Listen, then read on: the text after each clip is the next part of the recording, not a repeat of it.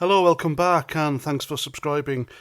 Now wake the hell up, everyone. Can you imagine how Lucy Connolly and the rest of those so-called political prisoners are feeling right now? You know, the ones still rotting in their cells or just out after months of hell for daring to spit out a few angry words online after three little girls were butchered in Southport like sacrificial lambs to the gods of multiculturalism.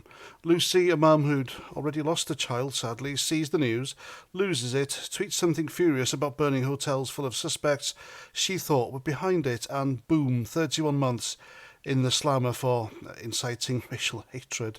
So she did months inside, a year, I think, before they let her taste freedom again. And she's not alone, you know. Hundreds of ordinary folk, parents, workers, just venting their rage at the massacre of innocent kids, slapped with sentences harsher than you'd give a shoplifter, because in Keir Starmer's Brave New World, hurting feelings is a real crime. Words are violence, don't you know? But actual violence, that's negotiable. Now let that fester for a second, because here's the punchline that should have you choking on your tea. Enter Musa Kadri, your everyday hero of two-tiered justice.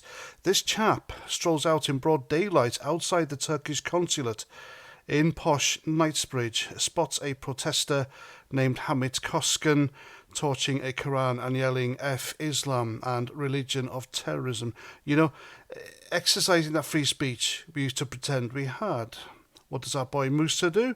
He shouts, "I'm going to kill you," nips inside, grabs a whooping great bread knife and comes back swinging it like he's auditioning for a Tarantino flick, slashing wildly at the bloke's face and neck.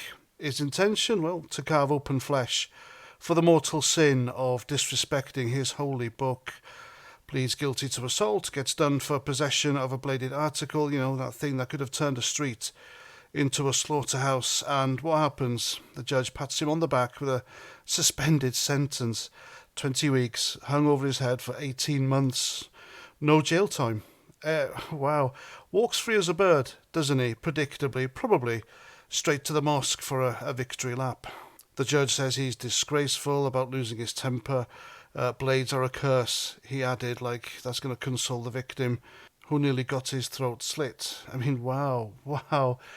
A crazed fanatic wielding a knife in public, ready to murder over a book and zero porridge. Possession of a blade that screams public execution incoming, and it's a slap on the wrist. But tweet the wrong smear words after kids are massacred, lock 'em up, throw away the key. This isn't Great Britain anymore, folks. This is two-tier Britain, where the law bends over backwards for the delicate sensibilities of the offended, but crushes anyone who dares question the invasion. And it is an invasion, ladies and gents, where Islam gets a free pass on violence because protecting the faith, but Christianity, try burning a Bible in public and see how many coppers high-five you. And let that sink in deep, ladies and gents, like the blade that never landed. We've got a justice system that's not blind. It's got one eye winking at the caliphate and the other glaring at the natives. If this doesn't make you furious enough to, I don't know, at least say something about it, then nothing will. Well, or you'll be next in the queue for HMP Starmer's guest house, won't you? God help us all, or Allah, if that's your preference these days. But spare me the sermon. I'm Paz49, thanks for watching, and until the next time, Roger Trout.